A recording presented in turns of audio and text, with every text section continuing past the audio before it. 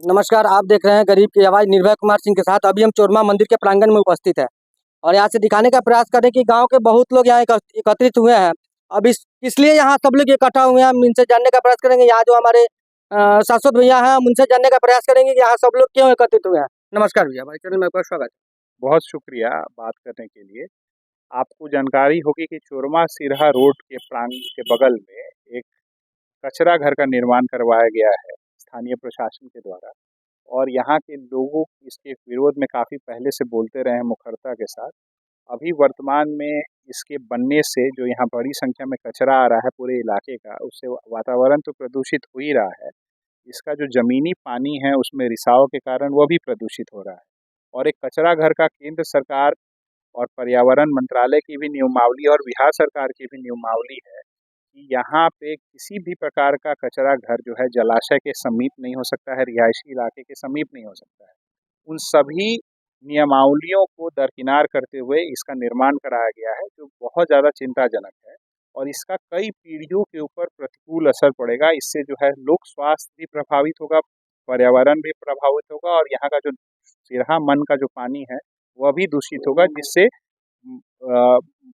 जो मछली है और मछुआरा समाज है उनको भी इससे इसका नुकसान होगा। हम लोगों की यहाँ की जो बैठक है, यहाँ पे 15 जून को रविवार के दिन एक बड़ी समीक्षा का मीटिंग रखा गया है, जिसमें अमेरिका के येल यूनिवर्सिटी के एक विशेषज्ञ आ रहे हैं यहाँ के लोगों से एक विमर्श बात करने के लिए।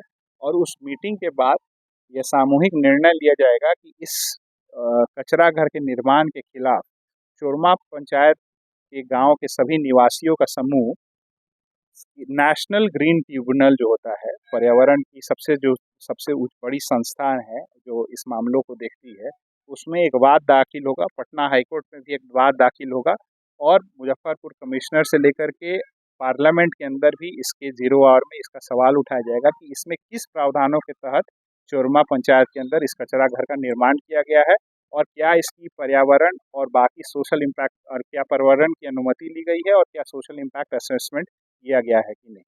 और हमको उम्मीद है कि इस व्यापक पहल से जो सभी ग्रामीणों के सहयोग से ये हो रहा है, इससे जल्द ही इस कचरा घर को यहाँ से हटाया जाएगा। इसमें यहाँ से कचरा रखने का काम बंद होगा जल्द से जल्द। इसके पहले भी जो है 2-4 बार ये सब हुआ है, उसका कोई असर नहीं दिखा है क्या? इसका कारण उसके असर नहीं होने का एक सबसे बड़ा कारण है कि कोई भी काम जो है जब तक आप कागजी प्रक्रिया के तहत नहीं करेंगे तब तक वो नहीं हो सकता है। जैसे इसके खिलाफ कोई रिट फाइल नहीं हुआ, इसके खिलाफ कोई नेशनल ग्रीन ट्रिब्यूनल में कोई नहीं गया, पार्लियामेंट के ऊपर इसमें कोई सेशन नहीं गया, इसमें बिहार सरकार को कोई ज्ञापन नहीं गया, कोई नोटिस नहीं गया, इसमें मुजफ्फरपुर के कमिश्नर को भी कोई रिक्वेस्ट नहीं किया गया इसकी जांच कराने के लिए। तो जब तक उच्च स्तरीय इसकी जांच नहीं होगी तो स्वाभाविक है कि ये वैसे ही रहेगा। और जो इससे पहले जो भी स्थानीय स्तर के राजनीतिक व्यक्ति लोग इन्होंने जो प्रयास किया, वह ज़्यादातर प्रयास जो है सिर्फ और सिर्फ मीडिया और सोशल मीडिया को अपना प्रचार प्रसार करने भर सीमित था। उनका कोई बहुत इस पे तथ्यात्मक स्तर पर कोई प्रभावशाली काम नहीं किया गया था, जिसकी वजह से इसका कोई असर नहीं हुआ। हम लोग उम्मीद करते हैं कि हाईकोर्ट में रिट के बाद और नेशनल ग्रीन ट्रिब्यूनल के अंदर पिटीशन फाइल करने के बाद इसकी एक बड़ी समीक्षा होगी बिहार सरकार और केंद्र सरकार के द्वारा, और उम्मीद करते हैं कि इस कचरा घर को यहाँ से हटाया जाएगा। जैसे कि फिर एक बार इस चोरमा पंचायत में उम्मीद की किरण दिखी है।